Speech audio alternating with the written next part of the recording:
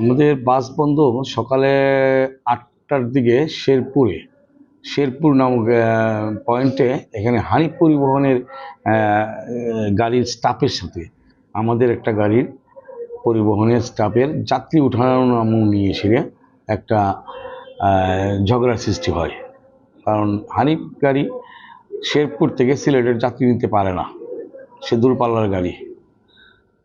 আমার গাড়িতে যখন যাত্রী ওঠে তখন আমার হানিফের স্টাফ বাধা দেওয়ার ওইটাকে কেন্দ্র করে এই ঘটনাটা সিলেটে যখন গাড়ি যাওয়ার পরেই ওই হানিফ গাড়ির হেল্পার এবং ড্রাইভার ওরা সবাই মিলে আমাদের গাড়ির স্টাফকে শ্রমিককে মারধর করে মাথা ফেটে যায়,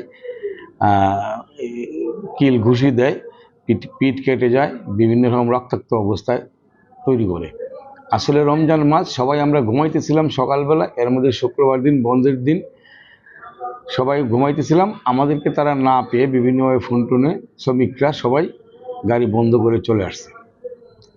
তারা গাড়ি রেখে বেশ কিছু শ্রমিক হবিগঞ্জে চলে এসেছে এবং এখানে একটা উত্তপ্ত পরিবেশ সৃষ্টি হয়েছে, যেটা আমরা নিয়ন্ত্রণ করা অনেকটা কঠিন হয়ে যাচ্ছে আর কি। তো আমরা এই ব্যাপারে বসছি, কিছুক্ষণের মধ্যে হয়তো আমরা এটা একটা সিদ্ধান্তে যাব, গাড়ি চলাচল করবে কিনা আন্দোলনে নামবে হবিগঞ্জের মালিক শ্রমিক। কারণ হবিগঞ্জের মালিক শ্রমিকরা অত্যন্ত সিলেটের শ্রমিকদের কাছে একেবারে জিম্মি হয়ে গেছে। যত্রতত্র তারা আমাদের শ্রমিকদের সাথে ব্যবহার খারাপ করে। প্রশাসনের নাকের ডগায় থেকে তারা এই টার্মিনালের মুখ বন্ধ করে দেয় গাড়ি দিয়ে।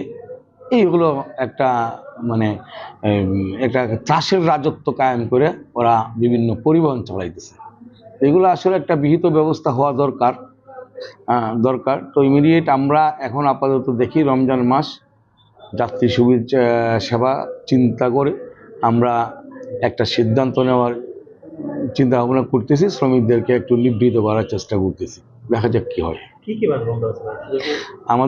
আমরা হবিগঞ্জ জেলায় টোটাল বাসই বন্ধ করে দিয়েছি। আমাদের হবিগঞ্জ সিলেট যে গাড়িগুলি আছে বিরতিহীন গাড়ি, আমাদের হবিগঞ্জ শ্রীমঙ্গলের গাড়ি বন্ধ আছে, আমাদের হবিগঞ্জ মাধবপুরের গাড়ি বন্ধ আছে। আমাদের মোট 9টা লাইন নিয়ে 7টা লাইন 7টা লাইনই বন্ধ আছে। 7টা লাইনে গাড়ি বন্ধ করে শ্রমিকরা একটা উত্তপ্ত পরিবেশ হবিগঞ্জে সৃষ্টি করতেছে। যে কোনো সময় একটা বিস্ফোরণ ঘটতে পারে, যেগুলো আমরা এটাকে করার চেষ্টা করতেছি। জি।